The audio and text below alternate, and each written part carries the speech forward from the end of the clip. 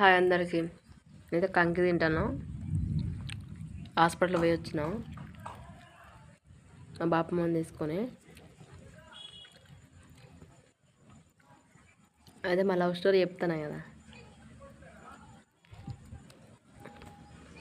ఏమైందంటే విజయవాడ పోయి వచ్చినాం. ఇక విజయవాడ పోయి వచ్చినాకే రోజు ఫోన్ మాట్లాడుకుంటాం కదా.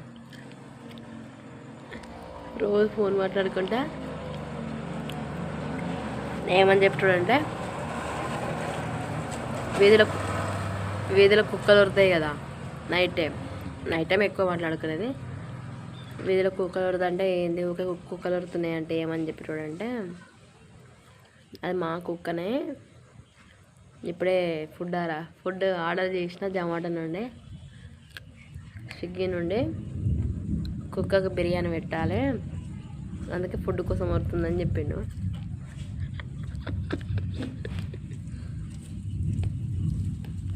నిజం చెప్పాలంటే అప్పుడు భూపాలపల్లిలో డ్యూటీ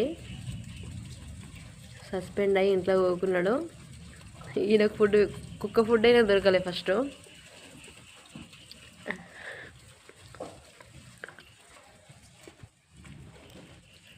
అందుకే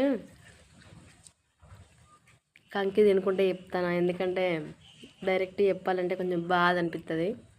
ఎందుకంటే నాకు అన్ని అబద్ధాలు చెప్పిండు అని. ఎందుకు కుక్కలు అంతగానో వరుతున్నాయి అంటే స్విగ్గీ నుండి ఫుడ్ ఆర్డర్ పెడుతున్నా, బిర్యానీ కోసం అంతగానో వరుతుంది కుక్క అని అయితే చెప్పిండు.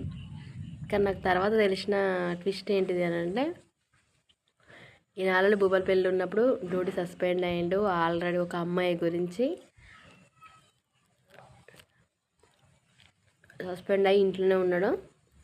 వాళ్ళ తమ్ముడు హోటల్లో పనిచేస్తాడు. అప్పుడు హోటల్ బండి, టిఫిన్ బండి ఉంటుంది కదా, ఆడ బజ్జీలు ఎత్తాడు. తర్వాతకి నా పెళ్ళైనాక మా మరుదును మా చిక్కి అయితే చెప్పిండు, మీకు చెప్పింది అంత అబద్ధం వదిన, అప్పుడు నేనే కష్టపడి పేపర్ వేసి ఇంట్లోకి తీసిన అనేది తర్వాత చెప్పిండు.